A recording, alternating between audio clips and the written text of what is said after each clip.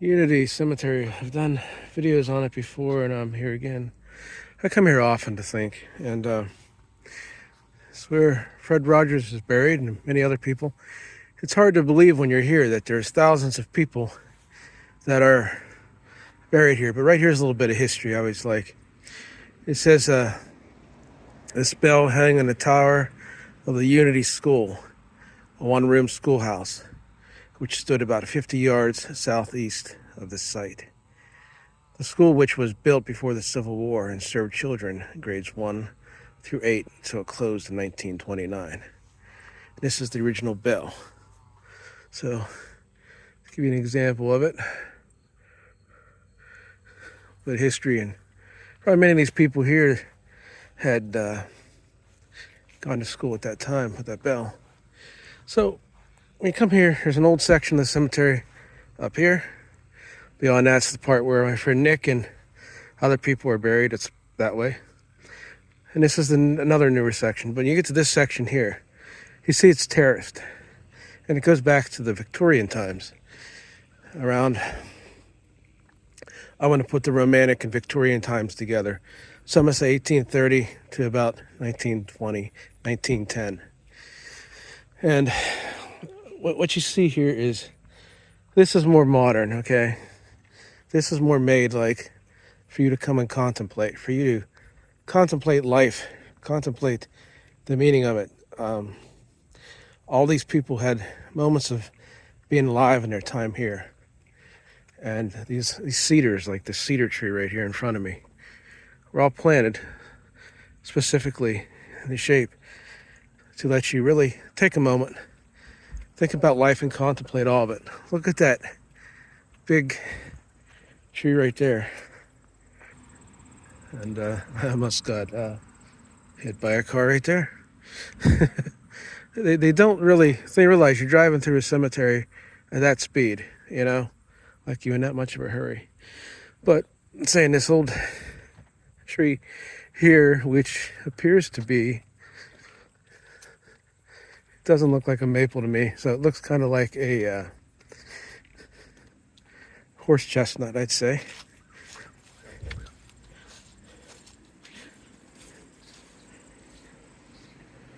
Maybe it is an old maple. Not too sure. Oh, there's a cemetery. Always has something in it that you can pick out.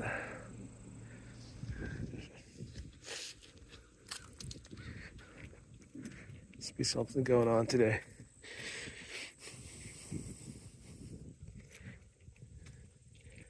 That is a horse chestnut. This is a maple right here, and beyond that's a sycamore. So all these trees are planted in the late 1800s, and they make them so that you can contemplate life and other things, but they're all really old growth trees when you think about it. I'm gonna do a little bit more walking here. I guess there's probably something going on here today, because I almost got 5 cars went by me. This is classic of the late 1800s to 1860s Victorian era cemeteries, and what you would see, all of it made to be a place to come to reflect, to make it not just a place of people and loss, but a place where you can celebrate the lives of these people. Got off of that path, got on this older one. It's kind of a little safer. This is the original road right here, the old church road, because people go to church up here. It's where some of these places are. There's cisterns and that. We're gonna walk into the old section of town here. I'm gonna call it a town. Ever have a Yingling beer? Right there. That's one of the family members that started Yingling beer. We're going to walk up the older section. Now this is going back to probably, some of these people are Revolutionary War. Some of them are like 1600s through the 1700s. You can always tell because there's slate. That's the original gate right there. Some of those plants. Look at that bush over there with the flowers on how pretty that is.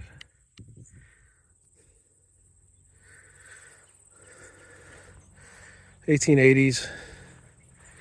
We'll move on up through here. Here's Revolutionary War.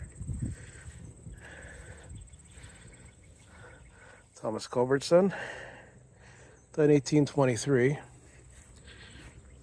Probably a lot more. 1840, 1938, I mean, he's 45. Here's Nancy, that guy's wife. So what we're doing, we're getting into, this was the original church stood right here. And there was a cistern. So think about the meeting place. Forget about all that newer cemetery. Look at the mountains. Think about this. You see how flat it is.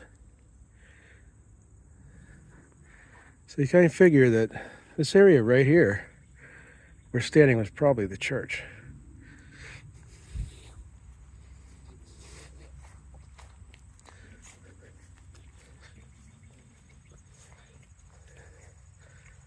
I always like going over here.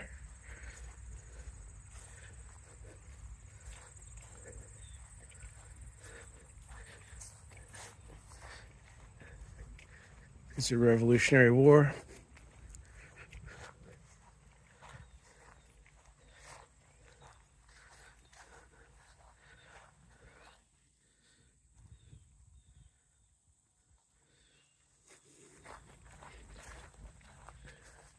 This one I always get that vibe at, like this whole family, the Mitchell family, I always get a vibe here. I always stop and see Lizzie. This is where I saw those deer about a month ago, 2 months ago. I stopped to see Lizzie's, pay my respect, say hi. These are examples of what they called cradle graves. It made to be, in 1800, you'd plant flowers, and the flowers were supposed to, pour over them and be beautiful. There's a mystery to this stone, and that's that one in the middle, and that one that's missing.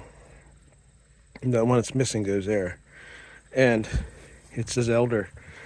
Now Lizzie died See, it says on here 1886. And she was 26 years old. So she was born about the Civil War. I'll tell you something about that story there. And about her sister Amanda. Or it could have been her daughter. I mean her mother. Over here, you can't see when the leaves are on the trees, but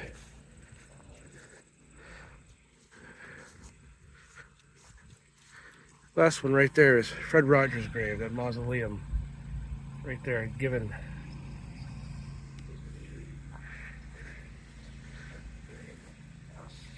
So I'm going to walk up along here. I'm going to show you the oldest stone in the cemetery. Some of these are very old. If you've ever come across them, if you watch my videos before, you've seen this before. The oldest man, Moses Watson, that's listed here, born 1700, died 1782. Up here, I've shown this before. I'll do it again because a lot of new viewers to my channel. The guy that created this flag. It's not the yellow one you're thinking of, but it's the one before that it was based on. The British flag with the "Don't tread on me," or it should be. Yeah. That's the seal of Westmoreland County, Pennsylvania.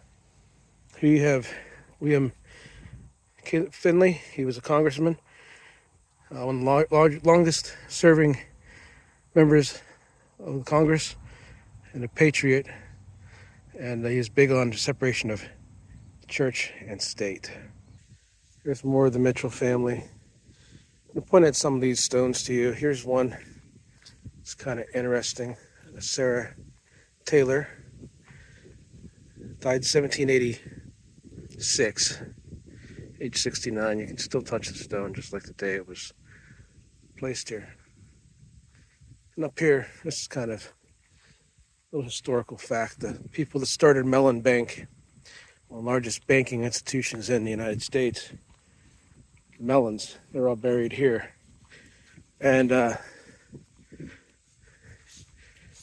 you see, here's Archibald, native of the country of Ireland, and it says he lived beloved and died regretted, whatever that means. But these are the people whose family started Mellon Bank, the richest institutions in the United States by far. When I walk through his cemetery, I'm always reminded that these are all people whose lives lived, died, had good days and bad days. Whose stories from many places and people were not even known, but whose legacy lives, not just in these stones, but it's a collective of humanity. No different than a library, just not written down.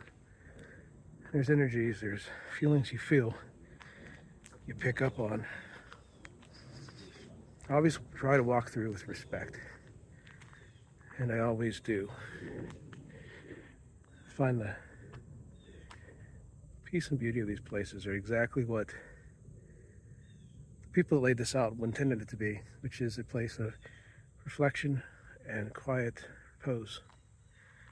And if you visit them, please have that same respect.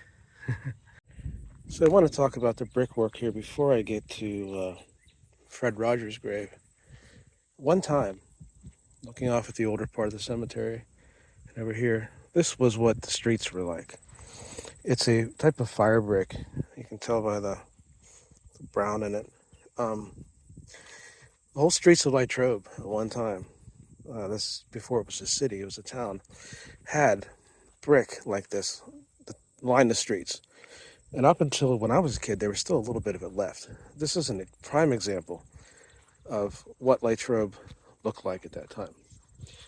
Now, to walk this to Fred Rogers' grave, it seems very, very fitting, because you'll see where the new road and the old road come together. This view of Chestnut Ridge, you can see the ridge off to the side there, where I live. It's classic. This is Latrobe. So if you really want to feel like you're in Latrobe and you want to go back to the time of Fred Rogers when he was a kid, walking the streets of Latrobe, this is exactly the mood that you would want. And I like the way this looks because when you think of Fred Rogers, you think of the old and the new merging into one. And that's what you have here, the old road and the new road. And a lot of Latrobe is like this, or was like this. This is the old section of the cemetery, the south corner. So if you want to find this, look at the old section of the Unity Cemetery and turn here. And this is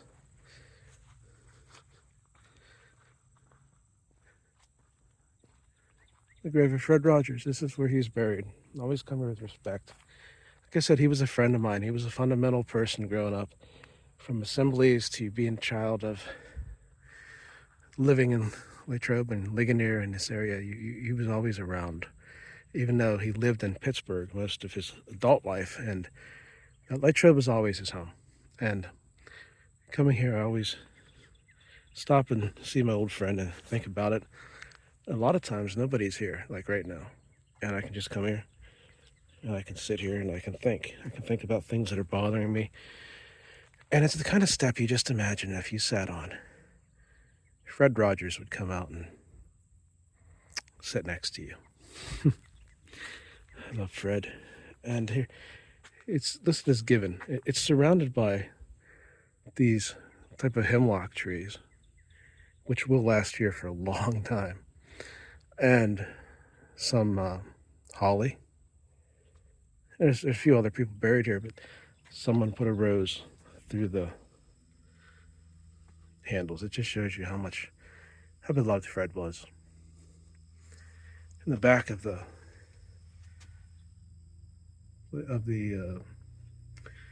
mausoleum is the angel holding the torch, which is Uriel, angel of light of resurrection and wisdom. Here you have the grave of Fred Rogers. You see his name there. If I zoom in, you might be able to see it. But the lighting's not too great today, but let's see what we can do. There we go. Fred McFeely Rogers.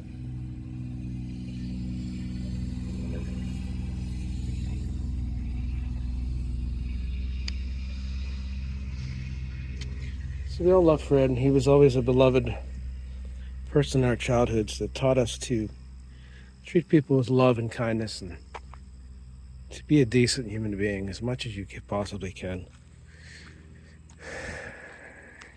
Coming out of here, looking over here, let me show you some Lawson Heights. See the ridge here. Just thinking of the view that feels like Fred gets to watch over all of my trip and protect it, and like a guardian, I would say. I have a question to all of you. What did Fred mean to you? What did he teach you as a child? I probably know two people in my life that were heroes of mine. Maybe three, but two that they say never meet your heroes. Fred is one of the few people that was exactly as cool, as nice, as caring, as truly Christian as anybody. And I want to do this for all of you again. I want to go back up here. And for all the people out there that cannot do this, Fred, we love you. Always.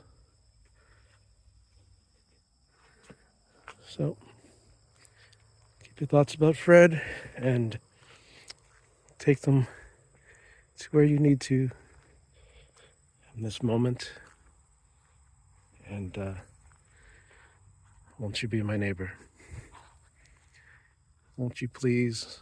Won't you please? Please won't you be my neighbor?